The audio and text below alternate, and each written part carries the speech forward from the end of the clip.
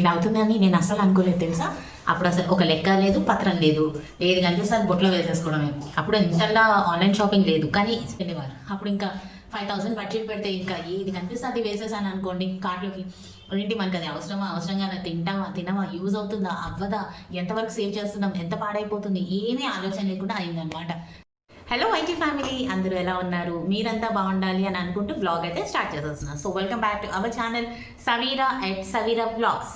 So intro and కింద thumbnail చూసేసరికి మీకు మ్యాటర్ ఏంటి అని అర్థమై ఉంటుంది.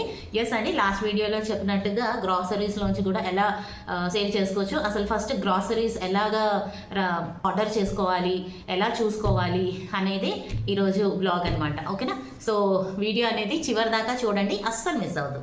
కొంచెం కొంచెం టిప్స్ కూడా చెప్పడం జరుగుతుంది. ఓకేనా? సో ఇంకెందుకు ఆలస్యం, బ్లాగ్ అయితే స్టార్ట్ చేసేస్తున్నాం. ఫస్ట్ అయితే ఇంట్రోలో స్టార్టింగ్లో చెప్పినట్టుగా అప్పట్లో నేను మా హస్బెండ్ షాపింగ్కి వెళ్ళినప్పుడు చెప్పినట్టుగా ఏది కనిపిస్తే తీసేసుకునేదాన్ని. అసలు ఒక ప్లానింగ్ లేదు, ఏం లేదనమాట. ఇప్పుడు అలా కాకుండా ఒక స్ట్రక్చర్ అనేది క్రియేట్ చేశారు మా అమ్మమ్మ గారు.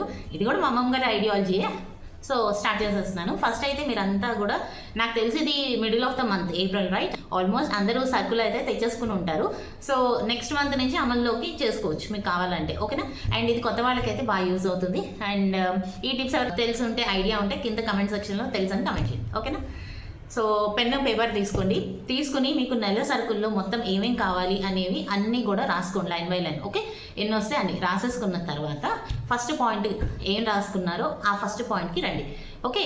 ఫస్ట్ పాయింట్కి వచ్చిన తర్వాత మీరు మీ పేపర్లో ఏం రాసుకున్నారో నాకు తెలియదు, మీ లిస్ట్లో. సో నేను అందాజుగా చెప్తున్నా. ఫస్ట్ ఎర్రర ఉందనుకోండి, ప్రజెంట్ స్టాక్, ఓల్డ్ స్టాక్ ఎంత ఉంది అని చూసుకోవాలి. ఓకేనా?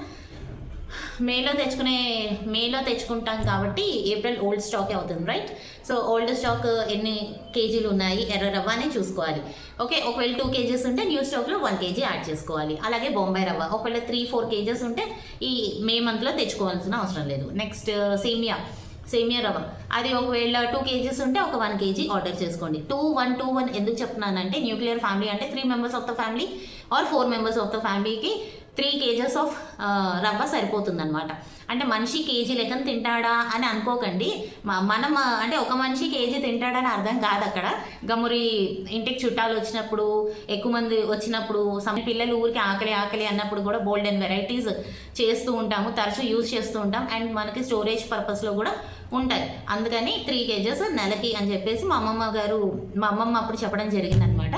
మేము అప్పుడు 2013లో ఇచ్చారు మా అమ్మమ్మ గారి ప్లానింగ్ స్ట్రక్చర్ దీనికి.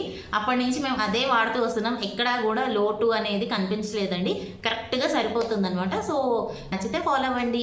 ఓకే? సో అలాగా ప్రతిదీ మేము ఐటమ్స్ అంటే బొంబాయి రవ్వ, సేమియా, ఎర్ర రవ్వ, అటుకులు, తర్వాత మైదా, బియ్యపు రవ్వ, ఇడ్లీ రవ్వ, ఇవన్నీ 3 kgs చొప్పున పెట్టుకోండి. మిగిలింది ఏంటంటే ఈ బియ్యం పిండి అవి కూడా మన అవసరానికి, మనం అంటే మీరు ఎక్కువగా యూసేజ్ చేస్తే దాని ఒక 2 to 2.5 kgs అలా తెచ్చుకోండి అనమాట. ప్రతిదీ కూడా ఓల్డ్ స్టాక్తో కంపేర్ చేసి న్యూ స్టాక్ ఎంత తెచ్చుకోవాలి అనేది రాసుకోండి. ఓకేనా? ఆయిల్ ప్యాకెట్స్కి టిప్ అండి, నాకు తెలిసిన టిప్స్ చెప్తున్నా. ఓకేనా?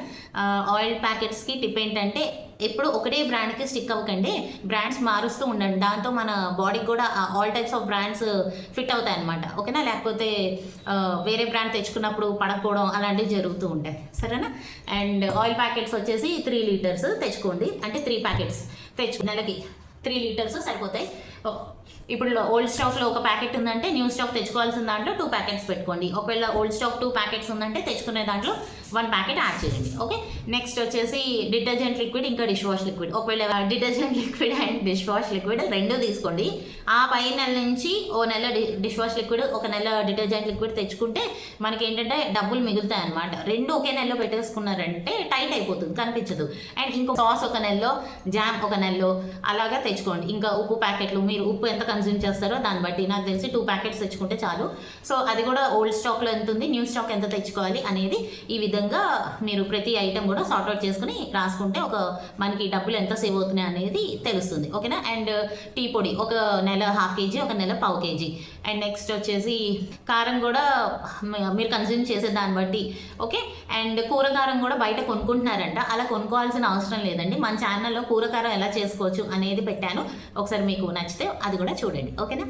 సో ఇది ఈ విధంగా మీరు చేసుకున్నట్లయితే కనుక మనకి ఓవరాల్గా ప్రతి నెల 2500 అండ్ 1000 రూపీస్, ఒక నెల 2500, ఒక నెల 1000 రూపీస్ మనం సేవ్ చేయగలం అనమాట. ఇంత కరెక్ట్గా ఎలా చెప్పేస్తున్నాను అని అంటే దీనికి రిలేటెడ్ స్టార్టింగ్లో ఒక వీడియో చేసి పెట్టాను మన ఛానల్లో. ఇంట్లోనే ఉంటూ డబ్బులు ఎలా సేవ్ చేయాలి, how to save the money అని చెప్పేసి ఒక బ్లాగ్ అయితే చేసి పెట్టాను. అది చూస్తే మీకు ఇది అర్థం అవుతుంది. ఓకేనా? అందులో దేనికి ఎంత మనీ అనేది క్లియర్గా చెప్పడం జరిగిందనమాట. అందుకని నేను ఇక్కడ డైరెక్ట్గా చెప్పేస్తున్నాను అనమాట. ఇలా మనం ఒక 5-6 మంత్స్ దీన్ని దాచుకున్న డబ్బుని కదపకుండా ఉన్నట్లయితే కనుక మీకు కావాల్సిన అంటే మీ ఇంట్లో మీకున్న టార్గెట్స్ నెమ్మదిగా ఒక్కొక్క టార్గెట్ పెట్టుకోండి. అన్నీ ఒకేసారి పెట్టుకుంటే వీ కాంట్ మీట్ అనమాట. సో ఒక్కొక్క టార్గెట్ పెట్టుకోండి. ఆబ్వియస్లీ ఎవరి ప్లానింగ్స్ వాళ్ళకు ఉంటాయి, నేను చెప్పక్కర్లేదు, జస్ట్ పైన చెప్తున్నా. ఓకేనా? సో ఒక్కొక్క టార్గెట్ పెట్టుకోవడం వల్ల ఏంటంటే మనం మల్టిపుల్ నీడ్స్ని మీట్ అవ్వచ్చు అనమాట. సో గ్యాస్ సిలిండర్ ఏంటంటే ఆల్టర్నేటివ్ మంత్స్ బుక్ చేసుకుంటాం కదా. చాలా మందికి విషయం తెలుసో తెలీదో నాకు తెలీదు. ఇక్కడ నా సర్కిల్, బయట నా సర్కిల్లో తెలిసిన వాళ్ళకి చెప్పినప్పుడు మాకు అసలు ఈ టిప్ తెలియదండి అన్నారు. సో మీకు తెలుసో లేదో నాకు తెలీదు, జస్ట్ షేర్ చేస్తున్నాను, మీకు కూడా సేవ్ అవుతుంది కదా. ఓకే, గ్యాస్ సిలిండర్ మామూలుగా నెల వస్తుంది, అది నెల కాకుండా 15 రోజుల నుంచి 20 రోజుల వరకు రావాలంటే పని అయిపోయినప్పుడల్లా వెంటనే కింద సిలిండర్ ఆఫ్ చేశారనుకోండి, నెల నుంచి ఒక 15 రోజులు లేదా 20 రోజులు ఎక్స్ట్రా రావడానికి ఛాన్సెస్ ఉంటాయి అన్నమాట. ఓకే, అంటే వెంటనే బ్రేక్ఫాస్ట్కి, లంచ్కి, డిన్నర్కి టైం ఉంటుంది కదా, గ్యాప్ ఉంటుంది కదా, ఆ గ్యాప్లో పైన అయిపోయిన వెంటనే కింద సిలిండర్ ఆఫ్ చేసేస్తే మనకి గ్యాస్ అనేది చాలా సేవ్ అవుతుంది. ఓకే, ఇది ఒక టిప్. అండ్ నెక్స్ట్ మీరు అడగచ్చు ఇన్నేసి తెచ్చుకుంటే స్టోరేజ్ ఎలాగా అని చెప్పేసి, దానికి కూడా ఒక ఐడియా ఉంది. ఇప్పుడు ఈ రోజుల్లో ఫ్రిడ్జ్ లేని వాళ్ళు ఎవరు లేరు, రైట్? సో ఫ్రిడ్జ్లో ఏం చేస్తారంటే ఒక ఖాళీగా పెట్టుకోండి. అందులో ఈ కొత్తగా తెచ్చుకున్న సరుకులు ఉంటాయి కదా, ఓన్లీ నేను చెప్పిన రవ్వలు అవి మాత్రం అందులో స్టోర్ చేసుకోండి. ఓకేనా? అండ్ మస్ట్ అండ్ షుడ్ చింతపండు, బెల్లం కూడా కుదిరితే ఫ్రిడ్జ్లోనే పెట్టుకోండి. బయట పెట్టుకుంటే చింతపండు బాగా నల్లగా అయిపోతుంది, బెల్లం కూడా అదో కలర్లో మారిపోతుంది అంటారు. సో కుదిరితే బెల్లం, చింతపండు కూడా మీరు ఫ్రిడ్జ్లో స్టోర్ చేసుకోవడానికి ట్రై చేయండి. ఓకేనా? అండ్ శనగపిండి కూడా మీరు ఎంత కన్జ్యూమ్ చేస్తారు అనే దాన్ని బట్టి అండ్ పాత స్టాక్ని కంపేర్ చేసి కొత్త స్టాక్ తెచ్చుకోండి. అండ్ తెచ్చుకున్న తర్వాత ఆల్వేస్ లీఫో మెథడ్ అయితే మనం మెయింటైన్ చేస్తాం. ఇంకొకటి మీతో చెప్పాలనుకుంటున్నాను. ఇప్పుడు కొంతమంది బ్రేక్ఫాస్ట్ అయినా ఏదైనా ఫుడ్ అనేది తక్కువ కన్జ్యూమ్ చేసే వాళ్ళు ఉంటారు. అలాంటి వాళ్ళకి నేను చెప్పిన ఈ 3 kgs కాన్సెప్ట్ అనేది కరెక్ట్గా సరిపోతుంది. కొంతమంది ఎక్కువ కన్జ్యూమ్ చేసే వాళ్ళు ఉంటారు. అలాంటప్పుడు 4 kgs తెచ్చుకుంటే చాలు.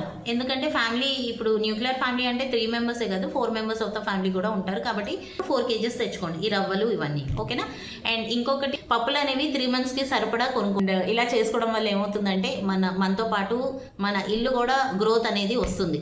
మీరు అనుకోవచ్చు ఇల్లు ఎలా గ్రోత్ వస్తుంది అని. మనం సేవ్ చేసిన డబ్బులు ఉంటాయి కదా, దాంతో మన ఇంట్లో కావాల్సిన ప్రాజెక్ట్స్ ఒక్కొక్కటిగా బిల్డ్ చేస్తాం కదా, దాంతో మన చుట్టాల్లో కూడా మనకు మంచి పేరు అనేది వస్తుంది. ఓ పలానా వీళ్ళు ఎంత బాగా మెయింటైన్ చేస్తున్నారు, అబ్బా ఇంతలో ఉన్న వాళ్ళు ఈ రేంజ్కి వచ్చారు అని చెప్పేసి మంచి గుర్తింపు అయితే వస్తుంది. సో ఇదండి వీడియో.